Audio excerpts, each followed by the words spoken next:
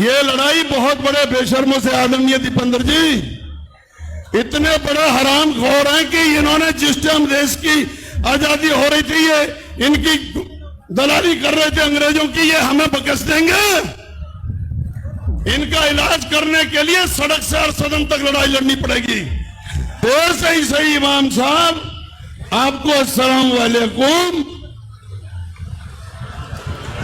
लेकिन आप आए तो सही।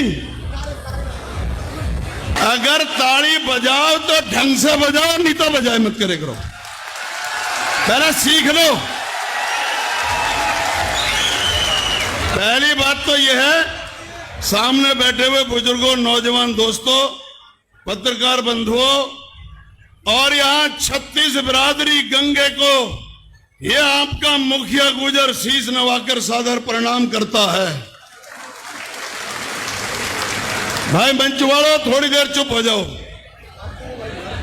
पंचायत का मतलब होता है कि किसी विषय पर विचार मंथन करने के बाद फिर कोई निर्णय लेना। तो विजय बाबू, आप सबने मिलकर जो पंचायत बुलाई है, इसमें कुछ सुझाव होने चाहिए और एक कोई नोट करता रहे। मुझे तो लगा नहीं अब तक किसी ने सुझाव दिए होंगे। सिर्फ विजय बाबू ने अपनी पीड़ा रखी है इस क्षेत्र की, आनंदपुर की, पर सुझाव ना तो आए और फिर उस पर अमल क्या होएगा।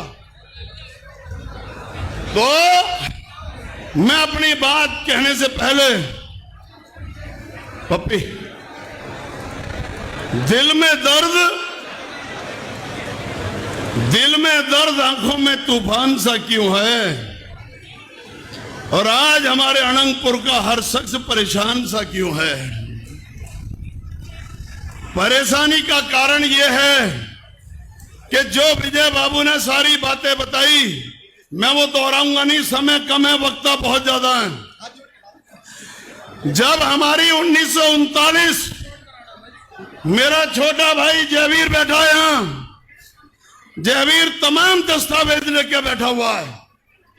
जब 39 से लेकर और ये साबित कर दिया कि हमारी मिल्कियत, हमारे गांव का रकबा जिसमें हम आबाद हैं, उनको गैर कानूनी तरीके से राज्य सरकार के इशारे पर माननीय सुप्रीम कोर्ट की आड़ में तोड़ने का काम हुआ। इसके पीछे कारण क्या है?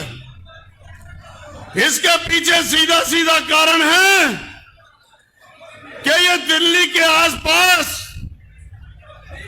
हमारी जमीनें हैं जो कि बहुत कीमती हैं, और हिल स्टेशन तो सिर्फ यही है दिल्ली के आसपास। हमारी जमीनें छीनकर बहुत बड़े बड़े बिल्डरों को बेचने की ये साजिश है, और हम इस साजिश को कामयाब नहीं होने देंगे किसी भी कीमत पर। और एक बात और, आज यहां सारी बिरादरियां हैं, 36 बिरादरियां मौजूद हैं, और उन सरकार के दलालों में जो हमारे भी लोग हैं चुन करके गए हुए हैं, वो भी शामिल हैं, उनकी भी पत्ती है इसमें।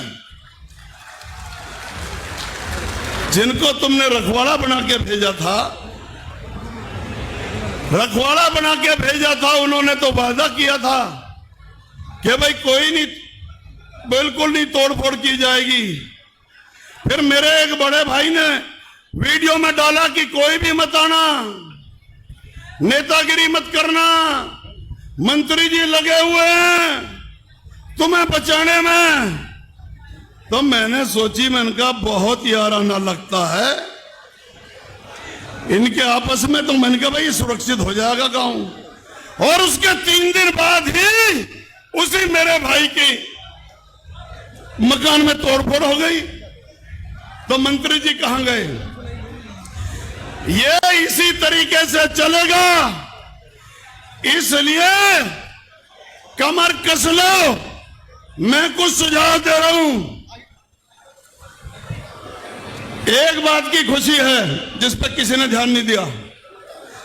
हमने जिसे अपना इमाम बनाया था, मेरा बड़ा भाई देर से इसी पर आज अवतार सिंह भडाना जी आपके बीच में हैं।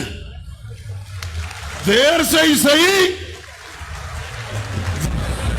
इसके बाद मामला खराब हो गया। मैं कुछ सुझाव देना चाह रहा हूं।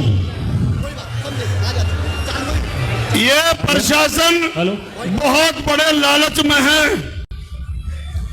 इससे भिड़ने के लिए मैं सुझाव ये दे रहा हूं, हमारे इस राज्य की सबसे बड़ी विपक्ष की पार्टी है कांग्रेस, और उस कांग्रेस के सबसे बड़ा नेता हमारे बीच में है दीपेंद्र हुड्डा जी। आप अपनी पार्टी को आदेश करो,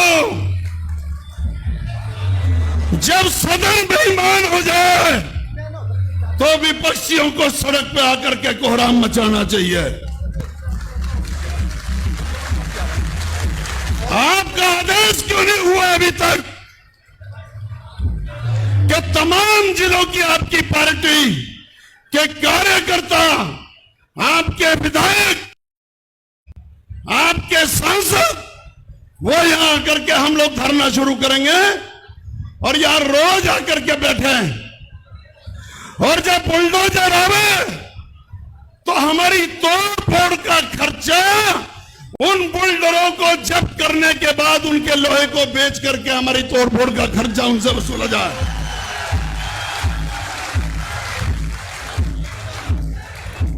150 से ऊपर किसान पार्टियां हैं, किसान संगठन। भैया इसे बंद करवाओ, ये क्या है पीछे? ये बुलडोजर ही तो ना लिया कभी, इसका इलाज आज ही हो जाए। तो ऐसा बंद करवाओ विजय बाबू, ऐसा बंद करवाओ, डिस्टर्ब कर रहा। मैं कुछ काम की बात कर रहा हूं। हम लोग जब से होश संभाला जब तक सड़कों की लड़ाइयां लड़ते आए हैं। तो जो मेरे सुझाव हैं, कल से ही जगह चिन्हित करने के बाद धरना दे देना शुरू कर दिया जाए, और उस धरने में ये जो 150 टोपियां अलग अलग एक रंग की संगठन पहन रहे हैं किसानों की, वो तमाम किसान के संगठन पूरे देश के वो हमारे धरने में आकर के बैठे हैं। दिन बांध लो। मेरी समाजवादी पार्टी है, पार्लियामेंट चुनाव लड़ा मैंने बागपत से 2 बार, जिला पंचायत अध्यक्ष रहा हूं। जब कहोगे अपने नेता माननीय अखिलेश यादव को लाने का वादा करता हूं आपके बीच में। ये लड़ाई बहुत बड़े बेशर्मों से, आदरणीय दीपेंद्र जी, इतने बड़े हरामखोर हैं कि इन्होंने जिस टाइम देश की आजादी हो रही थी, ये इनकी दलाली कर रहे थे अंग्रेजों की, ये हमें बकस देंगे। इनका इलाज करने के लिए सड़क से और सदन तक लड़ाई लड़नी पड़ेगी। और मैं वादा कर रहा हूं, एक वादा और कर रहा हूं, मेरी पार्टी के 37 सांसद हैं लोकसभा में। मैं आपके इस दर्द को देश की बड़ी पंचायत घर में उठवाऊंगा।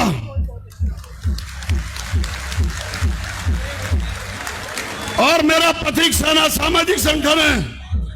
मैं ऐलान करता हूं कि जब तक ये लड़ाई नहीं जीत लेंगे, मेरी पथिक सेना मेरे सहित आपके साथ रहेगी। दूसरा, बहुत पढ़े लिखे हैं विजय बाबू और मेरा भतीजा है रघुराज जी को मैंने सुना, ये कमेटी बनाओ वकीलों की जो कानूनी लड़ाई लड़ेगी,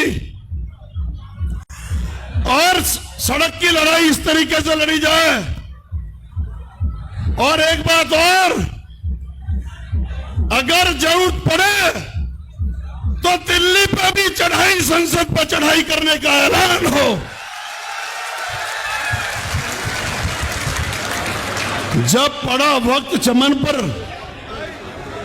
जब पड़ा वक्त चमन पर तो खून हमने दिया, और जब आई बाहर तो कहते हो तुम्हारा काम नहीं, तुम्हारी ऐसी की तैसी भाजपा वालों।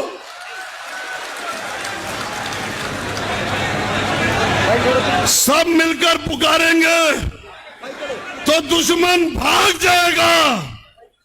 बस हमारी आवाज में अपनी आवाज मिला दो, और ये खामोश मिजाजी हमें बर्बाद कर देगी। अनंतपुर को बचाना है तो कोहराम मचा दो।